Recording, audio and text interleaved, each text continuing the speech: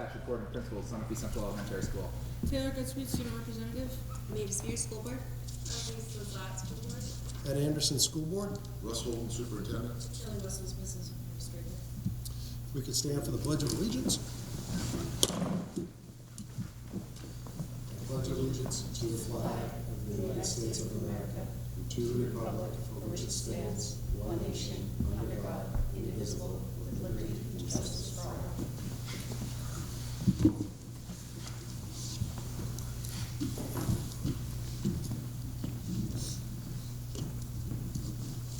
All right, Russ, I'm gonna. All right. We are a little short on this side of the table, as maybe you can tell tonight. We had elections last night, and we have 2 new board members that were elected in by the community. We feel really great about that, and unfortunately, both though had commitments. One has a family situation, the other one is in the reserves, and was called in to serve.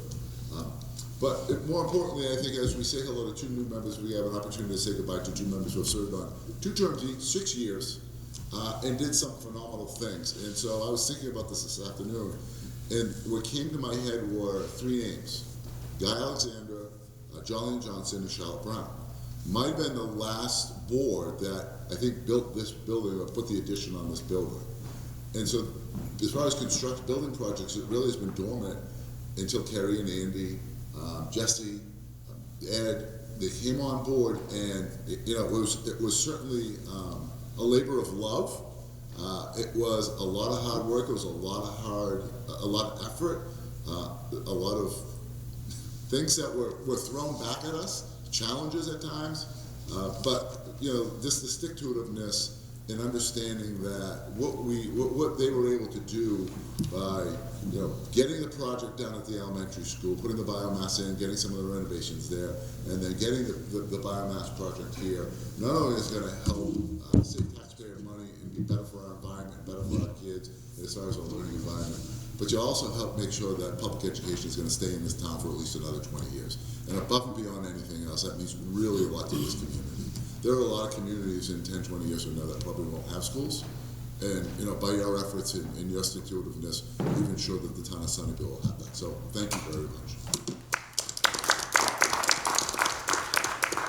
I know maybe some board members want to say some other things, and we have some past board members that would like to say some things as well. I just want to say thank you so much for 6 years. It's amazing the amount of work that you both did on the committees to get everything done, as Russ has said. The amount of hours spent and feedback, whether positive or negative, from the community to just keep moving forward to get those projects through was just fantastic. That's something that is going to outlive us, I think, that you both did. Going to miss you. It was a great time over 6 years, and just want to say thank you. I miss you guys. I've never been on the board without you guys, obviously, so Ed, you got this. Thank you. Where you go with this? Okay, I've always wanted to step up to this. Testing. My old friends, 6 years goes by in a flash, doesn't it? Maybe not. Just reflecting on, my own time on the board, writing down tonight, and I guess you guys came on the year after I did, and 2 years after Ed and Jesse. And looking back in retrospect, it's easy to say you were the final pieces of the puzzle. We at that point had a group that stayed together for 4 years, I think. And of course, Mr. Holden has spoken to your CIP achievements.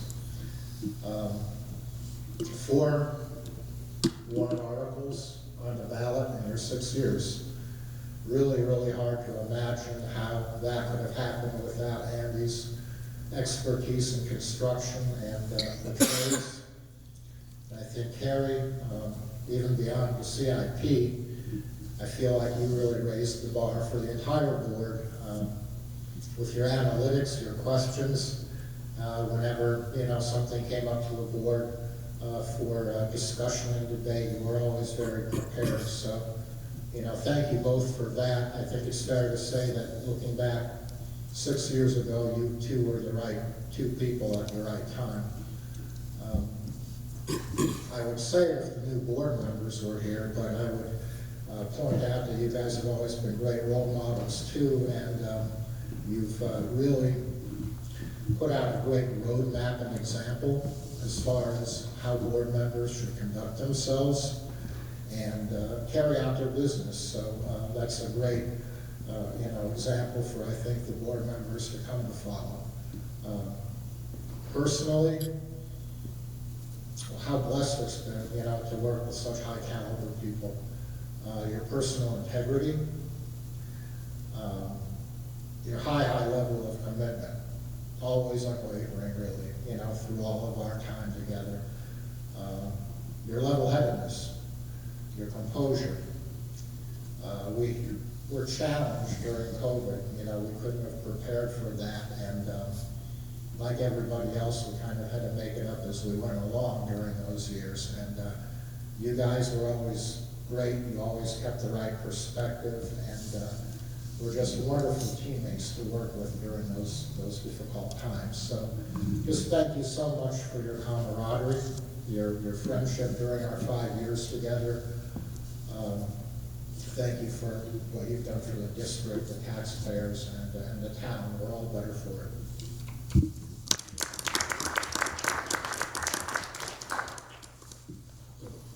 So we get you a little something we think is appropriate for each of you. You may if you like. It's publicly okay to look.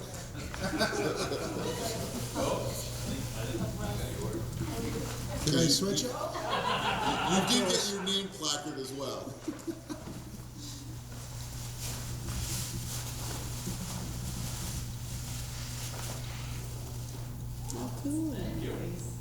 Figured something maybe in your professional life, maybe it's something you can continue to carry, and with a symbol on it, you can remember us and all the great stuff you've done here.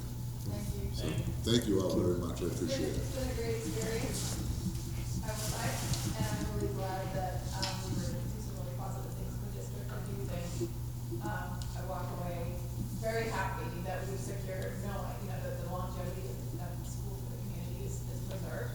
That really was one of the major goals for me. And I started serving on the board soon after moving here, and I didn't know a lot of people, so I was actually really surprised that I could even be elected into a position not knowing people, which is fascinating. But the school for us as a family had a pretty immediate impact on us, and I just really believe really strongly in what we saw. It was just, it amazed me when I saw the school doing for the community in the integrated way in which the students were, within the community, but they're all, it's just the fabric of this community. And certainly not our experience from where we came from, so that really was my motivation. So I'm glad to have been able to do something good for the community. Thank you. It was one heck of a roller coaster ride, right? I guess the most, biggest thing I took out of this is that I learned how to compromise. Because we started shooting for the moon, and we really compromised. Where we just needed the school to be fixed, right? And that's something I don't do that well. I'm used to pointing in a direction and just putting my head down and going, but, it really taught me a lot, it really did. And I am so happy that we did come out with what we have now, which I do believe will secure Sunday school for years. Yeah. Still work to do. Still work to do. Still work to do, but we're a lot better off. Again, thank you both very, very much. I have to say, Scott hit it right on the head, the right two people at the right Yeah, time. for sure. It really was, looking at the past boards and moving forward, we were the two perfect people to get that through, so thank you again. Now, Scott didn't tell you though that we do tap our old board members who come serve on the ABC. Scott does such a great job. There is an open seat. You're right, Scott.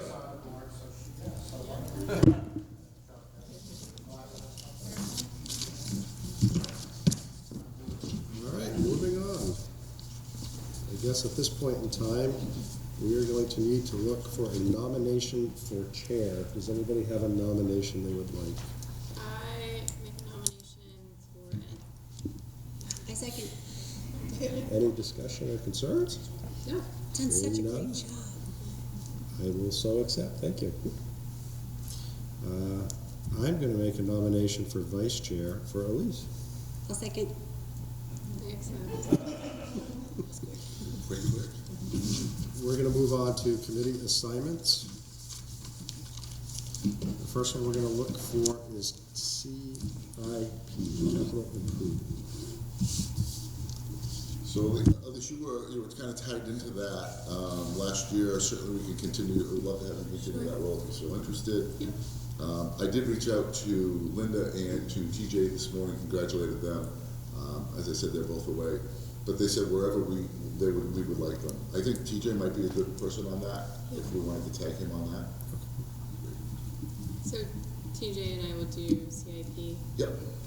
And I'll create a list and we'll send it out to you guys. Moving on to finance. You are all part of finance one way or the other, sorry. We used to be able to only do 2, now we have Leave it all. 3 signatures, so you're all there. Negotiation. So, Ed said I don't ever think I want to negotiate a contract again, and I'm sure there's a piece of Kerry's mind saying the same. But one of the things that, it has been passing, again, thank the voters for that, but there could be something that allows us to have to open that within the next year. Yeah. And I think just having you having that history and not negotiating, that would be helpful. Sure.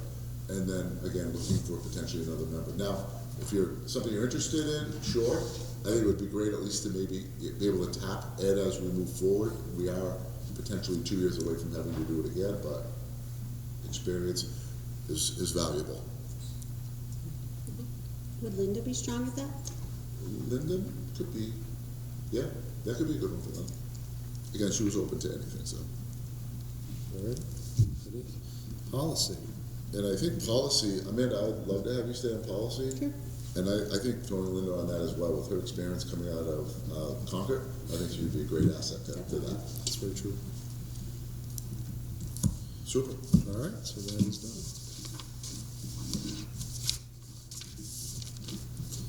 Approval of school board meeting minutes on February 5th, 2025. I make a motion to approve. I second. All right, any questions, comments, or concerns? Seeing none, all those in favor? Agenda review. All set?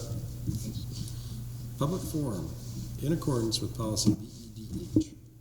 Anybody in the public like to talk? This is your turn to be an actor. Put the hammer down. Right. Hello. Seeing none, we're going to move on to the presentations. District Adjustment Counselors, Anna Grant and Cassandra Hoyt. So as you're getting set up, I'll just quick intros. Hannah has been with us for a little bit now, 3 years?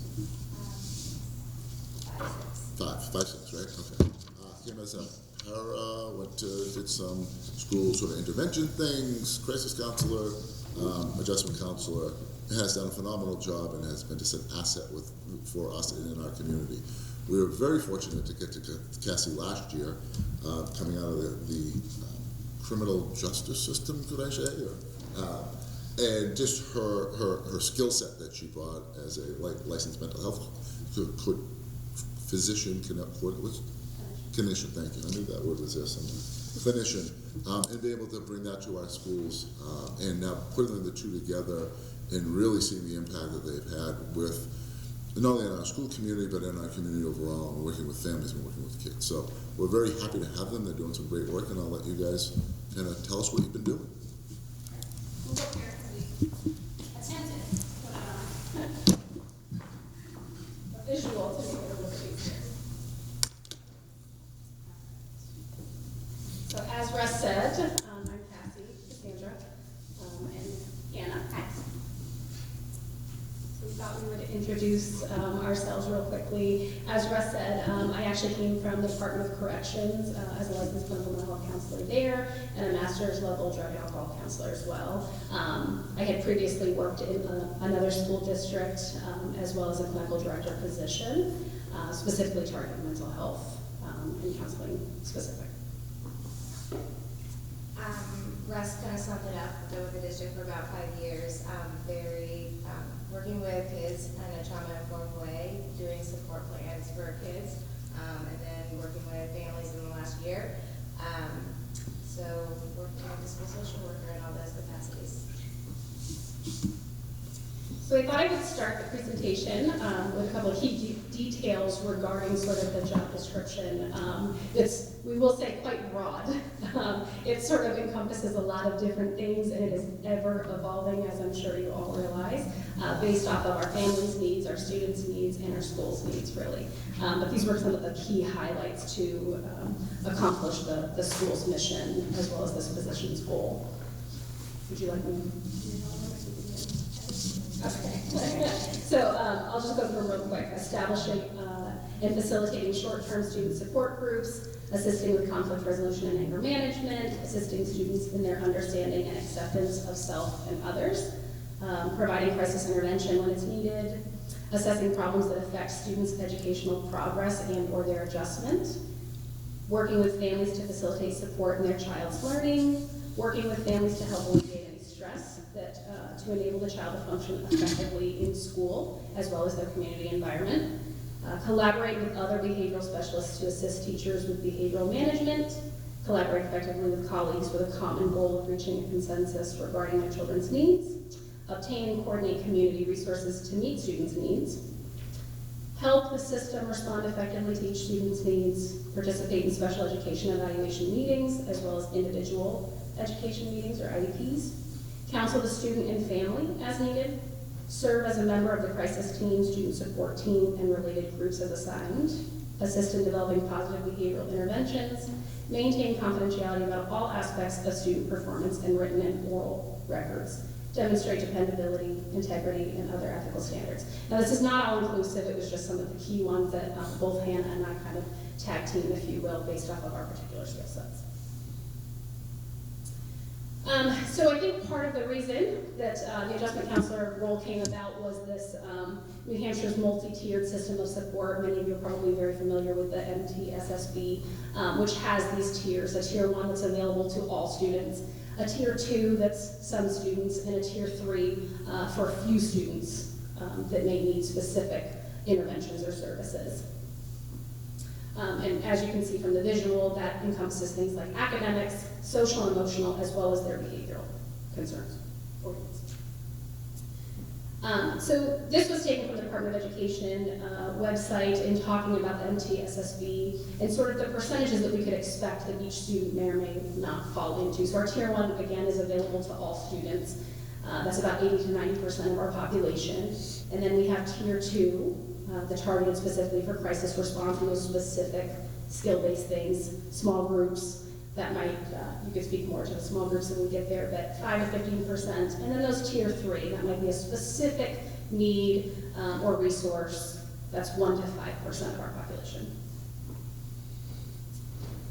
So in Sunapee, we are very fortunate that we have various people to be able to provide these services. So our tier 1 is consistently sort of managed primarily by our school counselors, our school nurses, and our teachers. Again, that's available to all of our students.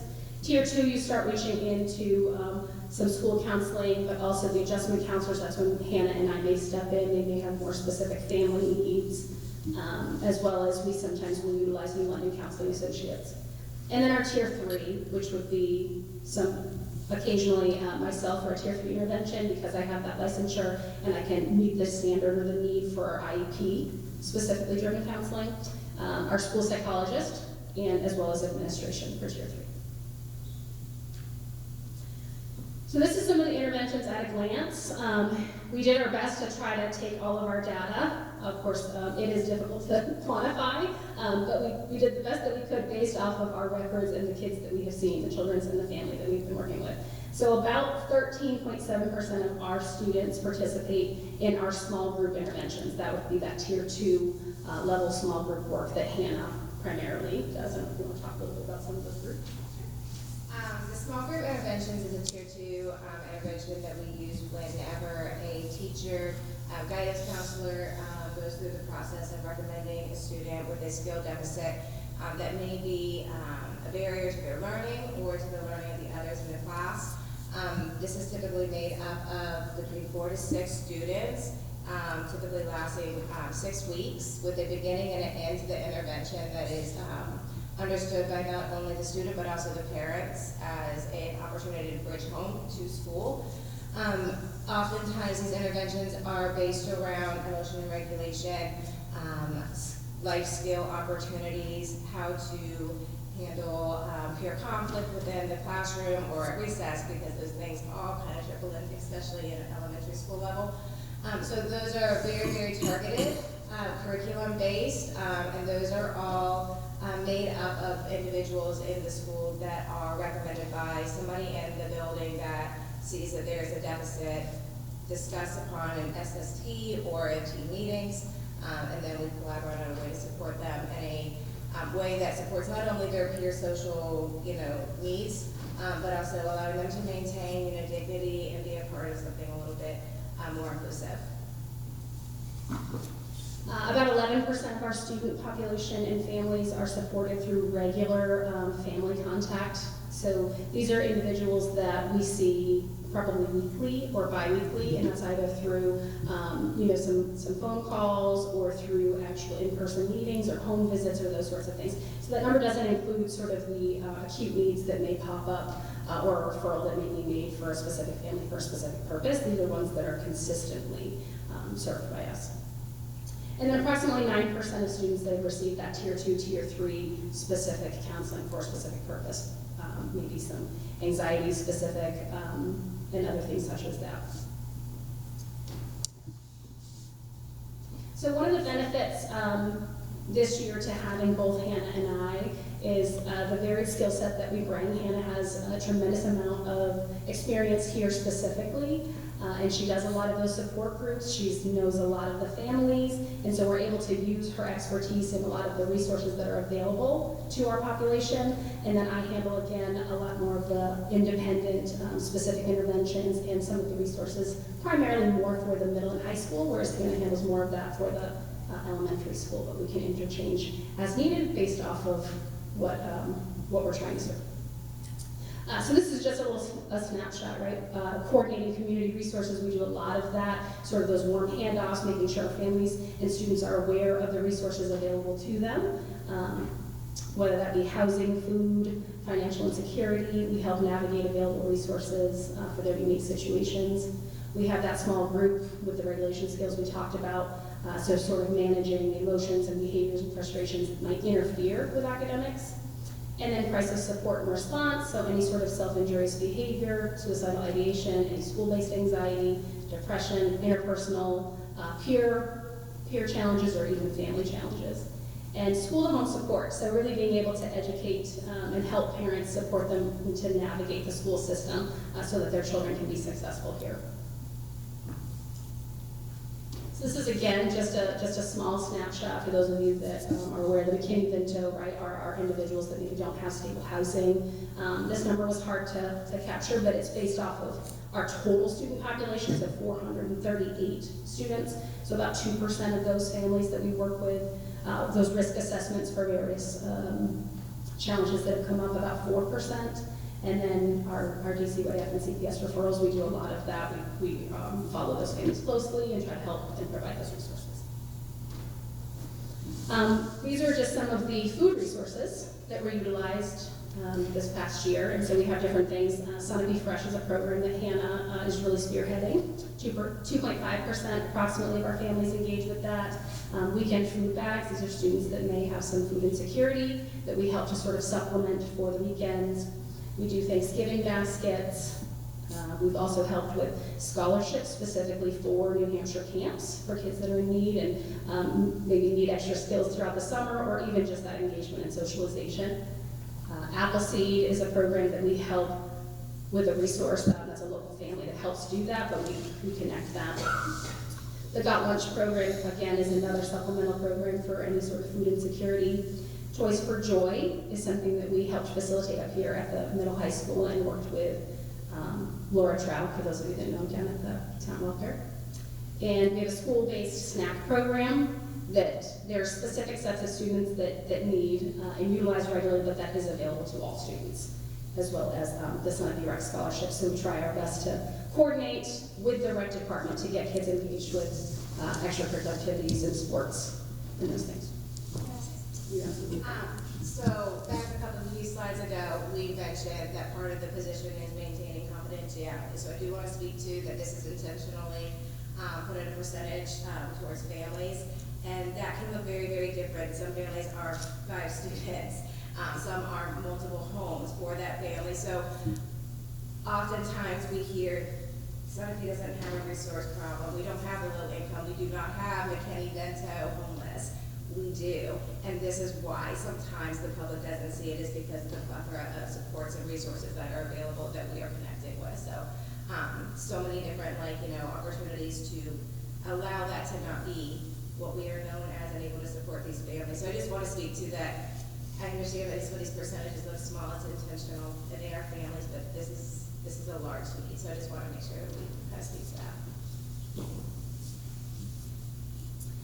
And then some of the community collaborators that we work with pretty regularly, Community Behavioral Health, that would be our West Central Behavioral Health and New London Counseling Associates. I do a lot of connecting, right? There's smaller interventions specifically for school, but then any sort of long-term or maybe family counseling that needs to happen, that's obviously going to be referred out. So we have a great working relationship with both West Central Behavioral Health and New London Counseling Associates.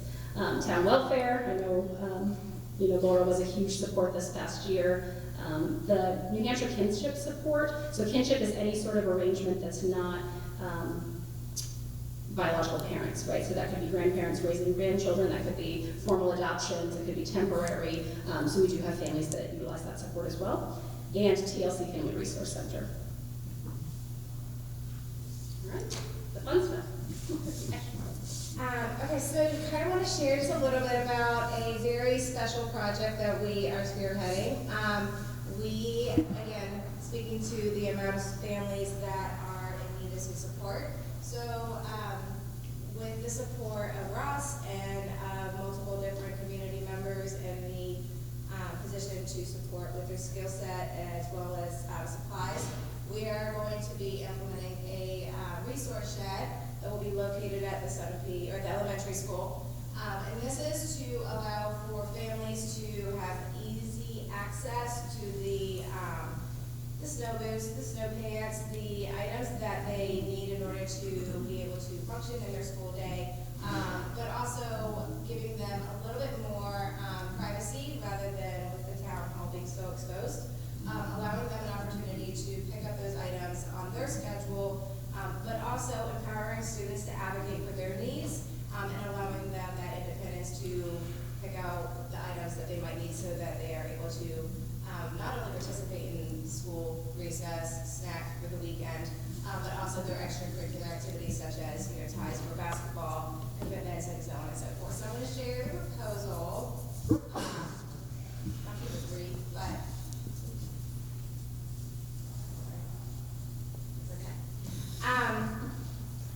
one of the really cool parts about this is not only the opportunity to make this a little bit easier for families who are struggling, it's also a very, very cool way to include our school community.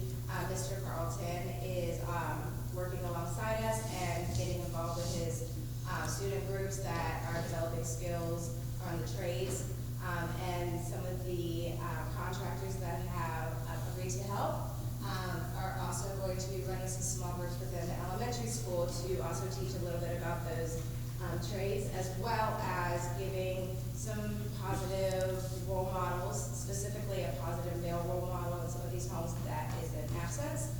So very, very cool way to include these kiddos in making a difference in their school for something that so many people can utilize.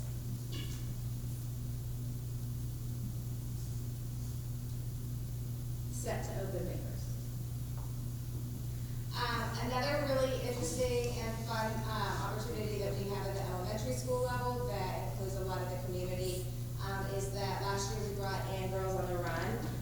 This has been a really neat experience of offering empowerment, as well as creating some really cool and strong relationships within the third, fourth, and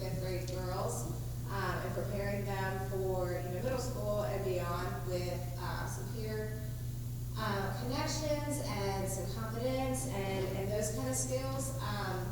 Last year was our first year running it, and we actually had to operate 2 teams because of the huge amount of interest.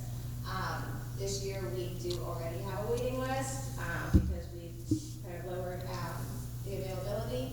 But it's a very, very cool opportunity not only for these girls, but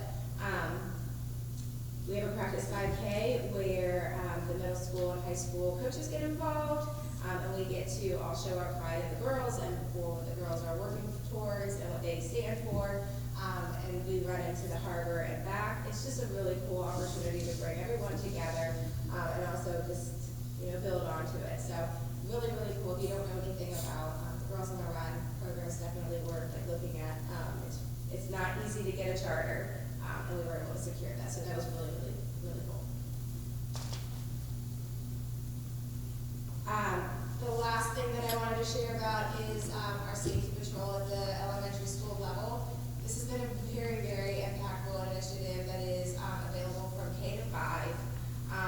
This is an opportunity for students to not only be recognized for their leadership that they display within the classroom, but also given the opportunity to work alongside Sunapee Police Department as of this year to support their school. These are, while they may seem small, these are positions of being a door holder, a line leader, supporting, keeping students out of certain areas, guiding to the bus. These things do, of course, help teachers in some ways, but this is an opportunity where the kiddos can be recognized. We do a morning announcement shout out weekly with them. Students, it's a huge buy-in to be a student or a safety patroller. So alongside that, Sunapee Police Department comes in every Friday for debrief and donuts, and that is very exciting, where the police have the ability to come in, build connections with some of the students who do have a little bit of a bias against the police, as well as just encouraging and motivating and making that positive appearance within the building. So it's a really cool safety vests, walkie-talkies. These kids they're running the show, and it's just a really, really cool way to allow them to demonstrate leadership, but also to encourage responsibility and whatnot. So I think that's everything we have. Unless you guys have any questions, thanks for listening. So, how do you feel that the school is supporting you in your endeavors? Is there stuff that's missing, needed, things good? I would say the overwhelming majority is very positive among students, staff, and families, truly. Sure. So you have the tools needed to every day continue to keep these programs moving forward? Yeah, I think so. I would say, not to be cliche, Hannah's extremely resourceful, right? And I think that I feel confident, given, especially Superintendent Holden's blessing, right, that there is this need, and together we can do a lot.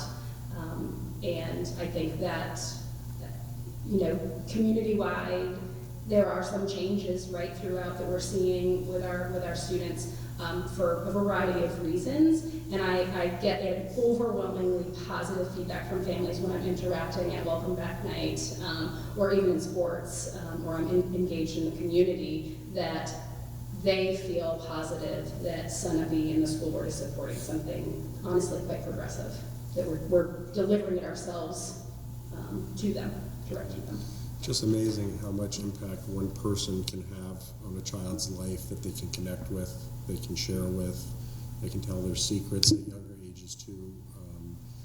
It's a huge part of them being able to, I feel, survive in school and large groups and issues at home that they can't talk about. So a lot of what you said, I think, is fantastic work. Thank you so much. I completely agree with you. I think one of the benefits to Hannah and I having some flexibility, but also our schedule, is that we're very visible at the school to students. So there isn't that kind of fear. Maybe Taylor can speak to that, where they're familiar, but not so familiar that they don't feel comfortable sharing specific things, especially with some of that confidentiality and that rapport that we build with them. So they know that they have this circle of safety among us, and that's really important that they have somebody in their corner to help advocate. And inevitably, right, when we reduce those things, naturally academics will improve as well.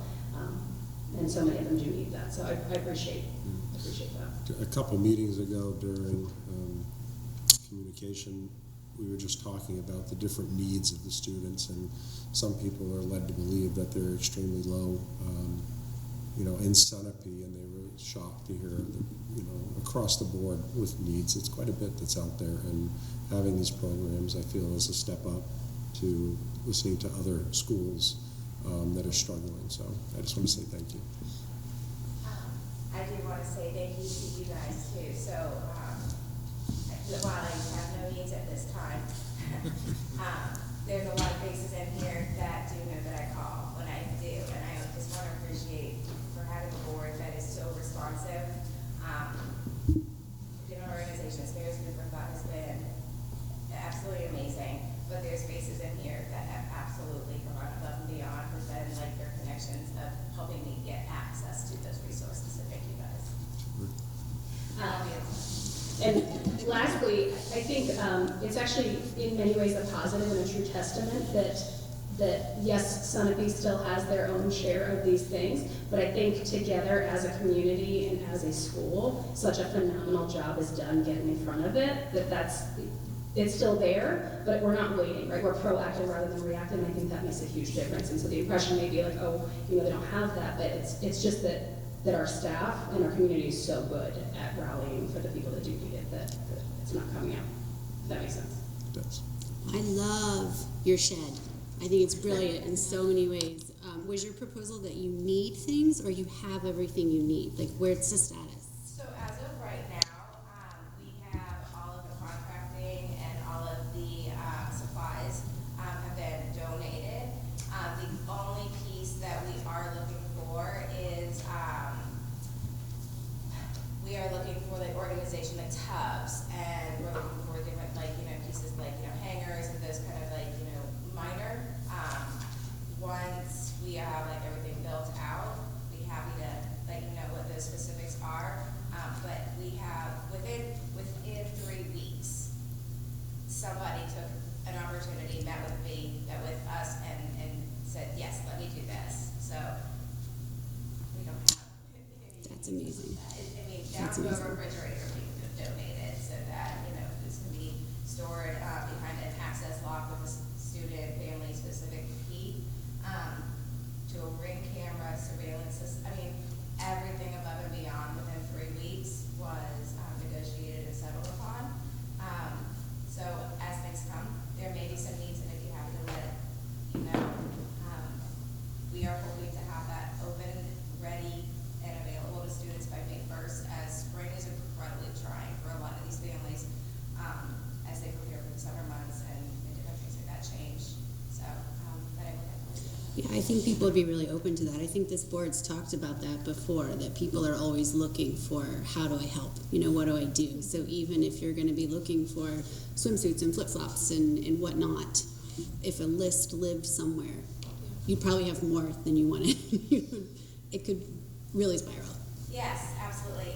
So we also want to make sure that it's all very resourceful things, right? Totally. So, I can absolutely create something like that you guys can have access to, and kind of put out your on-calls too. I love that idea. I think it's a great idea to collaborate on that. Thank you. It's so cool. It's so awesome for you guys. That's amazing. For Girls on the Run, what would you need to not have a wait list for that program? Is it a funding thing? It is not a funding thing. Part of it is a coaching. Because of the program, they have such incredibly high standards as to how you go about the multiple different training processes, and dates that you have to go to. I will speak to the reason why we have lower numbers this year is because there is a curriculum with it, if you're familiar, and so we tried a larger group, which was so amazing, but we do, being new to it, we want to kind of try different ways and approaches, and we want to see what it is like with a smaller group that we can maybe perhaps build smaller, a stronger connection with, and give a little bit more focus to. I am not the only coach. We have Natasha Handel, the guidance counselor, as well, and we have a mom in the community who's also trained. So we have that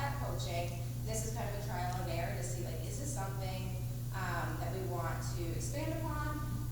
But this year we opted for a smaller group for those reasons, as well as to allow other students who want to be more competitive to do the track as well. So it may, evolve back into 2 teams, which is what we had to do last year. But for this year, we just wanted to kind of try and see what it looked like to be a little bit more close-knit group. I appreciate you guys sharing. I know personally I get to get a day-to-day view of really what you guys do, but I think it's important for the community to know that the issues in Sunapee are, the issues we see all around are not unique, in that we also see them day-to-day in Sunapee, and that our students are facing a lot more barriers and stressors than they were probably 5 or 6 years ago. So, thank you. And I think our students are watching their friends go through it, which is something that they maybe not have seen before, where they're wondering, it's not happening to me, but it's happening to my very good friend. What do I do? How do I handle that? Which is, the fact that you are visible, to your point, is huge. It's not like a stigma. Yeah, oh my gosh. So, one of the things we hear throughout our country and our state is that, public schools aren't the answer for all kids. And I can agree with that to some degree. But when you have a public school like Sunapee who's willing to put resources in place to make public school good for all kids, it's programs like this that allow us to be who we are and to ensure that all the kids around our roof are finding some level of success.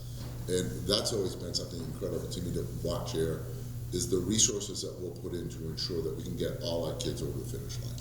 You just don't see that other places, right? And Hannah saw the shed that's been sitting out there. It's the old outdoor classroom, for those of you who know it. We moved it from the hill a few years ago. It's been sitting there. She's like, I think I could use that and repurpose it. I'm like, go for it, because it was about to get ripped down. So, just looking at that resource and having Cassie come in and working in our teams, working with those connections outside of school, seeing how those integrate, it's really important. Hannah McKinney-Vinto, right? People don't want to recognize that. We have homeless families in this community, more than people would realize. And again, you both said very well. We kind of hid behind the percentages, but there's some numbers there. And if you break those down, we're talking 100 kids, 100 families, 110 families.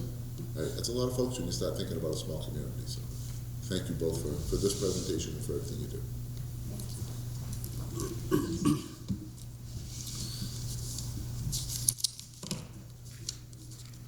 Moving on to school updates, student representative. All right, we're about halfway through the third quarter. Spring sports start in 2 weeks. The baseball and softball teams had their annual bake sale to fundraise for the Cape trip that comes up in 2 weeks. And we have 27 students working hard on the next play production, which is Beetlejuice Jr., and that's going to be happening in April. The high school student council recently had their winter formal that brought in about $200, and we're planning a high school lock-in for April 4th, hoping to raise more for field days and other activities in the future. I did get some input from other students that said the morale in the school has been a bit low, but mostly because of the cold weather and the shorter days, but they're hoping that the warmer weather and spring sports should lift the spirits. Thank you. SCES. So it's been a really busy February, and it's looking ahead to be a busy March. Winter activities is done, and just our community as a whole, the businesses, our staff, the people who made donations, it was a successful year because of our community. SPTO right now has organized a subcommittee to explore bringing in an artist in residence. We have a SMHS graduate. I only know him as Big Sam. You might know his last name. There's lots of Sam. I only know him as Big Sam. Let's call him Big Sam. We met with him, and at this point he's a graphic designer and does this work around. He's actually did a large-scale mural of Tom Brady at Gillette. So we're working for. There we go.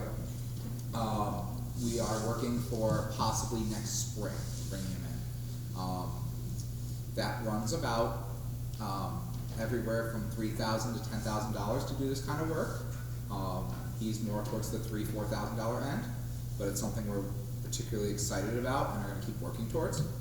The playground committee met with Altaplay, the vendor, and their fundraising consultant this week, and now we're prepared to begin going towards fundraising. We've identified grants with the fundraising consultant, we've identified businesses, and we're going to start moving towards that, particularly because in May the Land and Water Conservation Trust opens up their grant system, and as long as they can see some form of money available, they traditionally match it. So we're going to want to try getting towards some numbers and being able to try going after some of those dollars for the process. This week we've hosted Curriculum Associates, who are the publishers of iReady Classroom, our math curriculum, in January, and now they come in, they work with one teacher in each grade level at a time. They come in and co-plan and co-deliver a lesson and then do a debrief, and then they set up individualized goals for the teacher to work on and towards. It was a particularly powerful thing that I got to watch in January. One of the teachers let me sit in on more of the process. It's a very individualized professional development.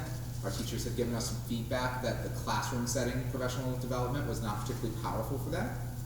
And we went after this after the math curriculum team came to us as an administration team, and we went looking for some more individualized training, and this was an opportunity, and it's been really powerful. And it's been something I believe 100% Russ funded through Title IIA grants this year, so being able to go and provide our teachers professional development without putting it on the local budget. As of Friday, we will be officially in our home stretch. Trimester 2 will end, and report cards will be sent home on March 28th, so about a 2-week period for our teachers to get everything together and write their narratives. They take great care for these and making sure they have an adequate amount of time to do it. We're in the home stretch, so that becomes the preparations for the 25-26 school year. We have a master schedule committee who is meeting and starting to draft ideas and working towards having that. The family handbook, which you'll see next month, is in review. Class lists will be being developed in the next few weeks to a month. And it really takes a team effort to start getting ready, all while having a school year ongoing. So we start flipping the page a little bit, but also we got to stay here. Our teachers pick up a lot in the spring as they get ready for that. We've had a rash of illnesses that have hit students and staff, but everyone's been so supportive of each other. You can't go without having a day and an email from me saying, can anyone do an additional duty? And I never have an opportunity to not have an email and they're responding back with yes. So everyone's going above and beyond, and it's been great just to see our community rallying around each other just for the best interest of students. It'd be nice when we can open the windows and not have the cold and flu season though. We will all be happy to have that behind us. In a few weeks, 6 of the staff members will be attending the Granite State Literacy Summit. To my understanding, this is the first time there's ever been an activity like this for professional development involving literacy in the state. It's a summit of science of reading.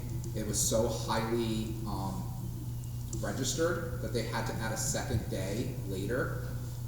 So we're really excited that we got in on the first one because there's some particular speakers around science of reading, and we're looking towards like what workshops we want to each attend so we can come back together and bring the puzzle together of what we each learned and share it with staff. And just another thing is that I had down is our spring 2025 Girls on the Run will begin in the next few weeks.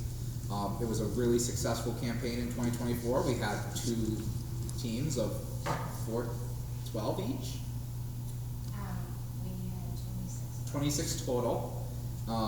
Going to one team, yes, limits, but I think it also gives us an opportunity to see the program, see the curriculum, and see how we can really impact students, because it's about the joyful, healthy confidence, building all of that in these young girls.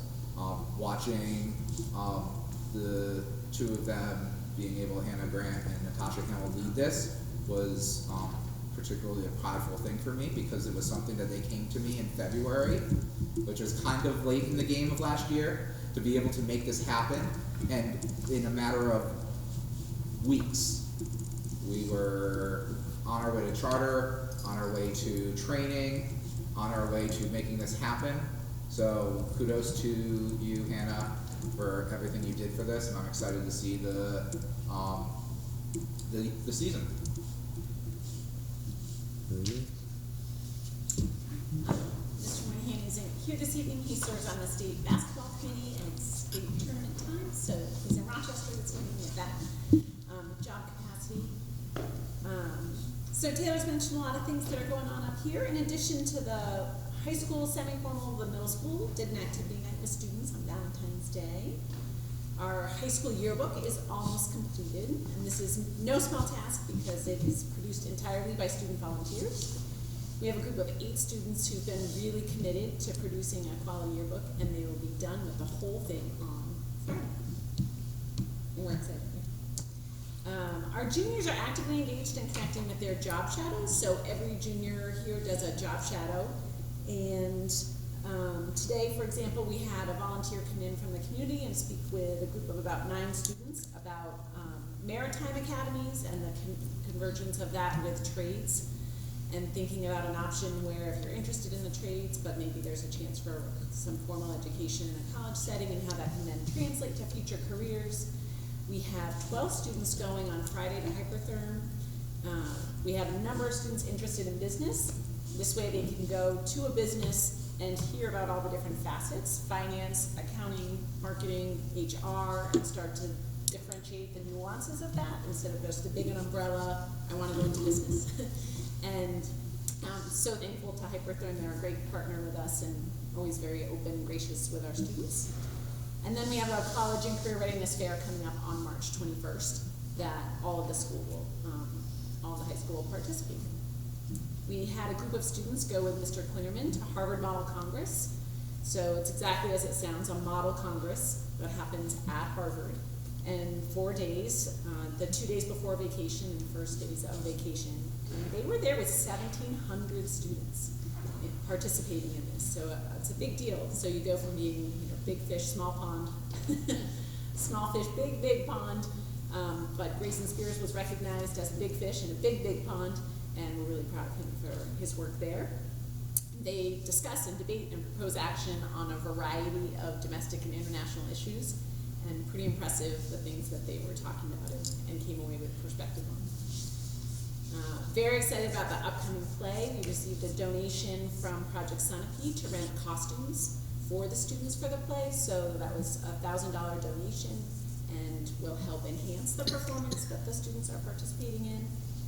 And we recently wrapped up our winter sports seasons, but so impressed with the turnout and support at the awards night of the parents who came and the people in the community. This year was really palpable how much the parents support all the students who are playing sports, so they're there to see their kid, but really enjoy celebrating all different students and their achievements. And thank you to the Booster Club, who ran concessions all winter long in the Sherburne Gym and came out to make that happen. It definitely adds to the fun atmosphere that there's the ESPN table, there's concessions, there's fun stuff going on in our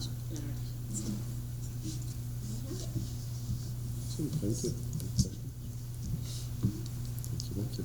Superintendent updates. Thank you. As we draw closer to the spring, we do evaluations. So I'm in the process of evaluating all our administrators and our directors. As we're doing that, we're also in the middle of hiring process. And so something we don't find ourselves in often, but we do have a few positions this year, both at the middle high school. And then we continue to look for additional bus drivers, food service workers, custodians. We always like the paraeducators. Sort of put the bait in the water, see what we can get while the summertime is coming around. You probably saw an ad recently for our summer school program with the rec department. That's been a very successful program, and I signed a bunch of contracts today, so it's nice to see that program's going to be up and running as well. Amanda's at her state or conference something this week, but I want to let you know that a year ago we put Amanda on a local critical shortage list to become a certified special ed director. She finished it within a year and a half and received that certification last week. So kudos for her. I'm not surprised. She's this kind of very focused, driven person. So we're really excited that she's achieved that. I believe she may hold the most certifications in the district at 6. So Megan, you have 4 or 5? Amanda, she's got it. Yeah, I think she's And got. I'm not gonna rival it. No, I think